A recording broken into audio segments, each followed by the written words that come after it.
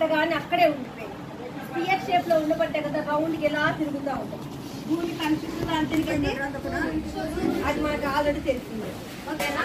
అంటే ఏంటి, దాన్ని తీసుకెళ్ళి దానికి కింద ఫౌండేషన్ కానీ బేస్ కానీ ఏమి లేదనమాట. జస్ట్ తీసుకెళ్ళి ఎక్కడ పెట్టాడు, ఒక శూన్యంలో పెట్టేశాడు అంతే. పెట్టిన తర్వాత భూమి మీద ఇంకేమి లేవు, చూస్తే అంతా మట్టి, ఇసుక, రాళ్ళు.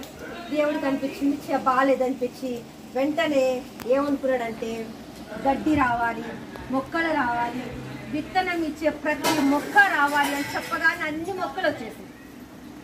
ఎవరు నాటలేదు అక్కడ. మనం ఇప్పుడు మ్యాంగో ట్రీ నాటాలంటే దాన్ని తీసుకురావాలి, వేయాలి, నాటుకోవాలి. అవునా?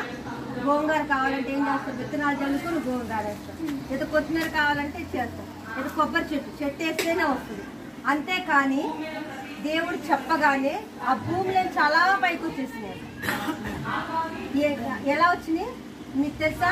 25,000 ఫ్లవర్స్ ఉంటాయి, టైప్స్ 2 lakhs ట్రీస్ ఉంటాయి, అన్ని టైప్స్ ఉంటాయి అనమాట.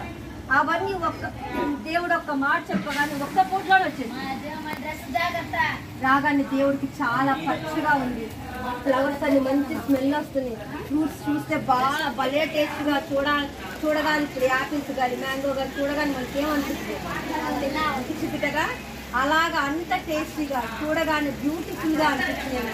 ఫ్లవర్స్ చెప్పారు కదా 25,000 ఫ్లవర్స్, అన్ని టైప్స్ ఆఫ్ ఫ్లవర్స్ ఒక్కొక్క మంచి స్మెల్ చూసి దేవుడు చాలా బాగుంది అనుకున్నాను.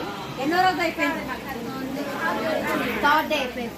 3rd డే భూమి, నెక్స్ట్ ట్రీస్, గడ్డి కానీ విత్తనం నుంచి ఏ ట్రీ అయినా సరే 3rd డే వచ్చింది. ఇప్పటికి ఎన్ని డేస్ అయిపోయింది? First day light, second day ఆయన ఇష్టమిచ్చాడు కదా.